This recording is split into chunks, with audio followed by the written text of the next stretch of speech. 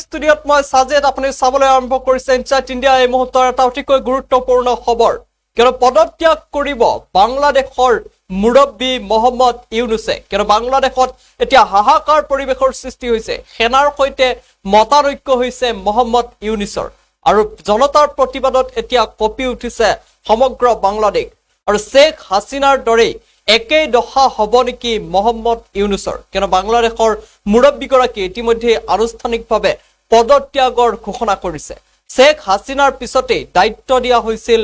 মহম্মদ ইউনুছক লৈ অহাৰ চেষ্টা কৰিছো এই মুহূৰ্তৰ সবিশেষ খবৰ ফুল প্লেট পদত্যাগ কৰিব মহম্মদ ইউনুছে শেখ হাসিনাৰ দৰে হ'ব নেকি মহম্মদ ইউনুছৰ দশা বাংলাদেশত সৃষ্টি হৈছে হাহাকাৰ পৰিৱেশৰ আনুষ্ঠানিকভাৱে পদত্যাগৰ ঘোষণা বাংলাদেশৰ মুৰব্বী মহম্মদ ইউনুছৰ বাংলাদেশত কাম কৰা মোৰ বাবে সম্ভৱ নহয় এই কথা বৈঠকত স্পষ্ট মন্তব্য মহম্মদ ইউনুছৰ বাংলাদেশৰ ভৱিষ্যত নিৰ্ধাৰণৰ বাবে এখন নতুন চৰকাৰৰ প্ৰয়োজন ডিসেম্বৰত নিৰ্বাচন অনুষ্ঠিত হ'ব লাগে বাংলাদেশৰ সেনাই কেতিয়াও সাৰ্বভৌমত্বৰ ক্ষতি হোৱা কামত লিপ্ত নহয় অন্তৰ্বৰ্তীকালীন চৰকাৰে যি কাম কৰি আছে সেই বিষয়ে আমি জ্ঞাত নহয় সেনাৰ সৈতে কোনো ধৰণৰ পৰামৰ্শ বা আলোচনা কৰা নাই ইউনুছ চৰকাৰে 21 মেত ঢাকাত সেনা প্ৰধান জেনেৰেল ৱাকাৰ উজ্জামানে এই মন্তব্য কৰে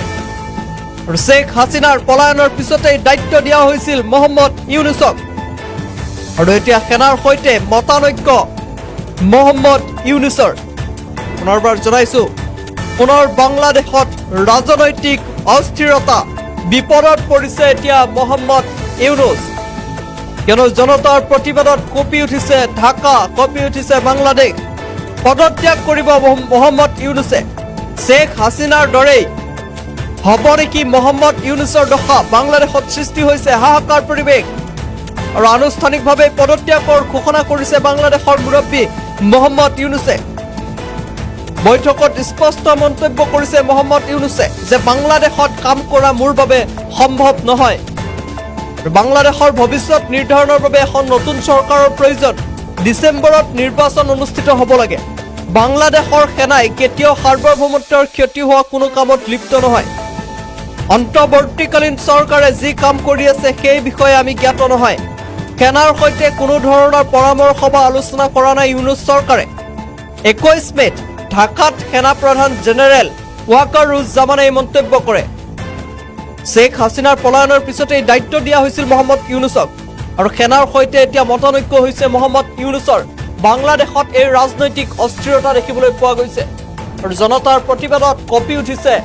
বাংলাদেশ